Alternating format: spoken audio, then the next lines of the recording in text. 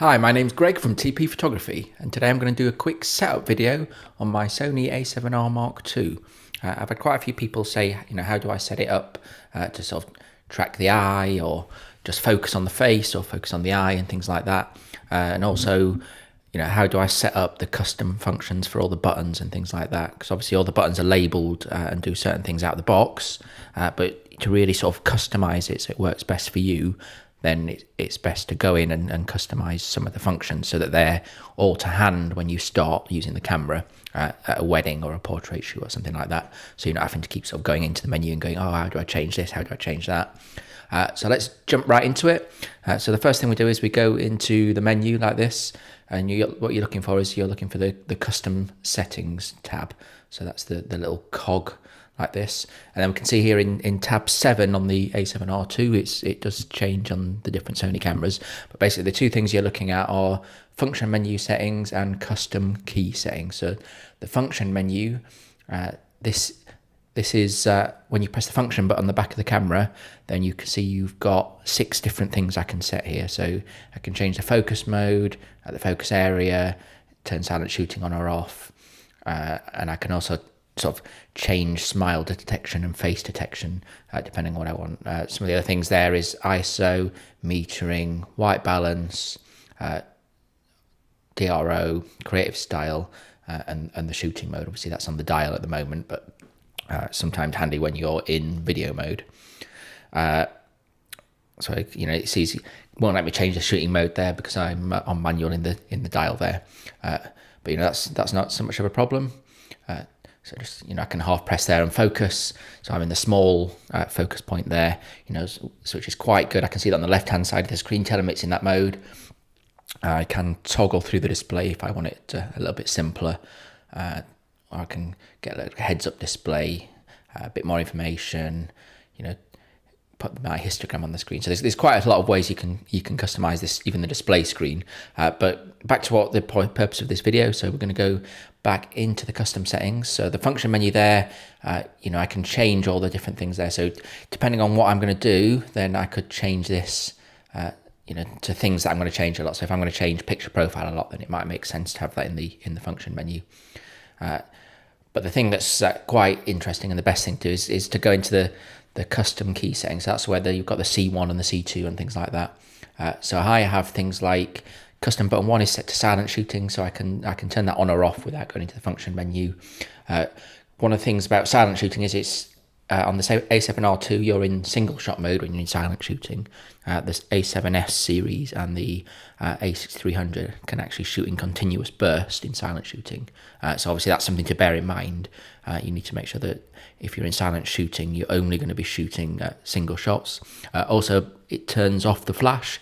So if you're going to be shooting pictures with flash, then you need to turn that off. So it's handy being able to change it in a sort of quick fashion. Otherwise, you might go to take pictures with flash and you can't because you've got this silent shooting on. Focus settings. So that's on custom button 2. Focus mode. So this basically means that I can change from single shot focus, continuous focus, by pressing custom button 3 and then changing the modes. So a little example there. So that's custom button 3, so I can go between all these modes: DMF, automatic AF, single shot, and continuous, and manual focus. So that means that I can change them quite quickly without having to go through menus. And then back in the menu again, and again, focus settings, I have on custom button 2, like that. So that means I can press this and then I can change between all the different functions that I want to do. So we'll leave it in flexible small for now. Going back here, one of the things that a lot of people ask about is sort of eye focus. Now, eye focus is different to eye start focus. Eye start focus is to do with when you look through the camera, it'll start focusing. Whereas eye AF is basically it's going to focus on the eye. So I have that set to be on the AF MF button, which is basically the button on the back when the toggle's in the up position. If I hold and press this button, then it's going to lock on the eye. So we can see a little example of that there. So you can see the face of the little girl in there. I'm going to hold. You see we get a little dot coming up over the eye when it focuses. So that is basically eye focus. So that's, quite a simple way of making sure that you've got IAF enabled. Now, that's the only way you can really use IF. It won't automatically do it ever, even if you've got smile or face detection on.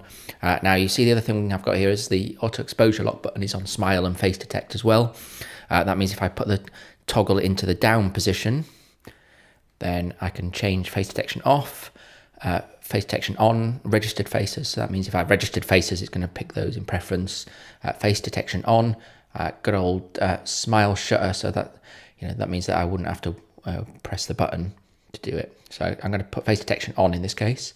And we see now, when I half press, it's detecting the face and highlighting the face. So that's going to let me focus really well on the face. So if I'm at a small aperture, then, looking on the face is fine. So if it's a group shot or something like that, you've got 2 or 3 people, then just focus on the faces is going to work really well. However, if I'm at something like 1.8, like I am here, then, focusing on the face might mean that the front of the head is in focus and not the eyes. So here, now I've got eye autofocus enabled on this button. When I press it, it's going to focus on the eye. So you see there, it locks on the eye. Which is, that's one of the great things about this camera is that it can focus right on the eye, which, for a portrait is pretty brilliant. So that's sort of how you enable IAF. Now, one of the other great things is obviously this is in single shot mode, so it's sort of locking onto the face, wherever it is in the frame, it's locking on there. But you'll notice that as I move off, then it's still kind of focused where it was before. So what I'm going to do now is I'm going to change it into continuous tracking. So now what it's going to do is it's going to constantly track. So you can see there, it's sort of locking on the face and following it around the screen. So, in this case, I'm moving the camera, but if the subject was walking around, it would be tracking them as well. So what I'm going to do now is I'm going to hold down the IAF button like I did before. And now what you'll see that it's tracking the eyes as I'm moving around. So again, if you're shooting at large apertures and you've got a child moving around, then this would be tracking them nicely. So you get that eye in focus.